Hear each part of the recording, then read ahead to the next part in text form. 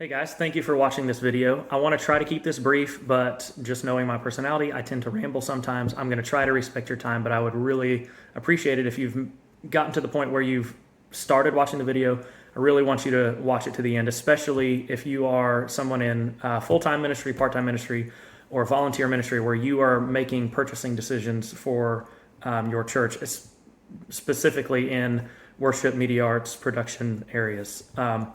So basically what I wanted to talk to everybody about is I did a personal study on stewardship recently, and one of the stories that was in the study, I felt like it clicked more with me. It fits more with a example of ministry stewardship than it does with personal stewardship. And I'll explain that through, basically it's because like when you're in ministry, you're kind of spending somebody else's sacrifice at that point. It's not something that you've worked towards as much. And I feel like that gives us even more. We should want to steward that and manage that even better than we do our personal finances. That story is Joseph in Genesis when he was taken into Egypt, because after Joseph was brought to Egypt, he became a very successful man. He was put in charge of the house of a very wealthy Egyptian master. And in Genesis 39:4, it says, "So Joseph found favor in his sight and attended him, and he made him the overseer of his house and put him in charge of all that he did." And the way I think this parallels with ministry is for just a couple things, which is Joseph didn't own the home, the same as we don't own the church. He didn't own the furnishings or anything that was in it. He wasn't responsible for generating any of that income. But he was given stewardship over the house and everything that the master owned. And this parallels to like when you're in ministry, you're spending somebody else's sacrifice. People aren't tithing to you so that you could give them a nice ministry, or they shouldn't be. People should be giving to your church because they are following they're being obedient in their tithes and their offerings. And sometimes that's not easy for a lot of people. And so we should feel a sense of urgency to spend that money well. And so I want to do my best as somebody that provides stuff for ministry to make sure that I can give you opportunities to also spend that money well and give you as much information as I can to help you make the best decision possible when you're purchasing for any technical equipment for ministry. And so I feel like we're going to be held accountable for how we spend stuff in ministry. I spent 8 years between two different churches managing budgets for production elements.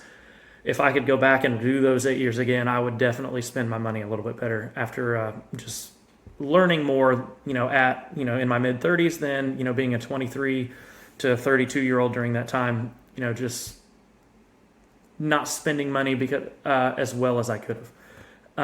I want everybody that manages those budgets to feel comfortable. If somebody in your congregation or somebody on your staff or somebody that leads you was to come up and ask you a question about any purchase you've made, I want you to feel comfortable explaining why you purchased it or why you plan on purchasing something, and not feel like you have to convince them that it's a need. It should be evident because of the planning you guys have put into something. It's like this is something that's going to help us reach a goal, not some big flashy element or anything like that. Planning ahead on purchases and spending wisely will also help you create more opportunities for impactful ministry. I feel like having the right gear and the right support will free up time for more relational ministry than just spending time working with equipment and planning elements for a Sunday. I don't want everybody to try to get into a habit where your week goes where you have Sunday and then you go into planning and then you have like 10 things you need to fix and you have to program this and you have to do this, and then you have your 2 days off on the weekend and you go right back into it, and you never got to spend time having relational ministry with the people that you're responsible for. I want you to basically give you the opportunity through spending money well to spend time with your band and volunteers or other volunteers if you are a volunteer over troubleshooting and fixing equipment and trying to figure out how to make your equipment work to what your vision is. I feel like your equipment should support your vision without a ton of weekly work into it or monthly work or anything else. another thing I would like to help you guys with is showing that making a small investment in consultations up front. We are going to try to work this into where we can help it pay off on your future investments.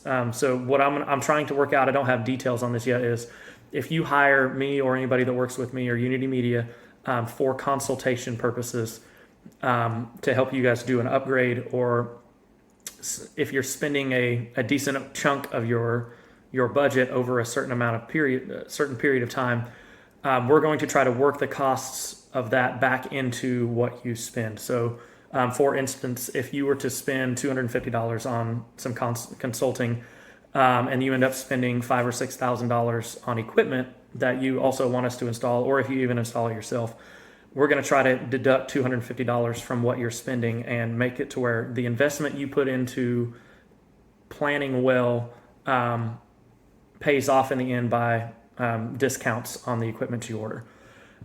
Technical elements should always be a support element of the vision of your church as well. So what we're going to try to do is consultations with us in this sense. We want to include your worship team, your media team, your production, some of your key volunteers, but we also want to have conversations with your pastoral or visionary or teaching staff to make sure that we are providing elements for your service that support all areas of your ministry long term, not just focusing on maybe the 20 minutes of worship you do at the beginning, while not thinking about things that you may need or elements you may need for your teaching elements of your service as well. And also, because I really believe that the person that is responsible as your lead pastor for the vision of your church should have input in where you are going. And if there's a rub there between your production and your pastoral staff, I would honestly recommend that you work that out before agreeing to spend money with my company, because I don't like seeing churches. I don't like seeing what we do cause friction and distract from being able to provide the gospel for people in the future. So why do I bring all this up? I would like to try to get people to a place where adding one step to your purchasing process will save you anywhere from 12 to 30% on your purchases moving forward. And if that sounds like some kind of a gimmick, it's not. I'm going to do a separate video explaining how this works, but the three things to look at in this is online price when you're going to purchase stuff is never the best price. Many brands that are out there right now that actually have stock availability and probably better equipment are not sold online. And I've been trying to find a ton of those brands so I can offer them to you guys. And on the stuff that you do know that you are brand loyal to, or that you know very well, that has very good track records over the past decades, our stock from them as dealers will come from the same stock or distribution that the main websites that you would purchase online are. And in this season where 80% of popular equipment is out of stock, if you're placing your order through us, you're going to get it at the same time as if you place your order through Sweetwater, Guitar Center, Musician's Friend, Full Compass, any of those other sites. There are exceptions to that, and I will always lean towards, if there is one of those companies that provides something that I can't get and I think it's the best thing for your ministry, it will not hurt my feelings at all. I will tell you to go purchase it from them. We want to provide you, make sure you're spending your money well. I feel like we can give you the best option 90% of the time. That other 10%, I will make sure that you're getting what you need the best way possible.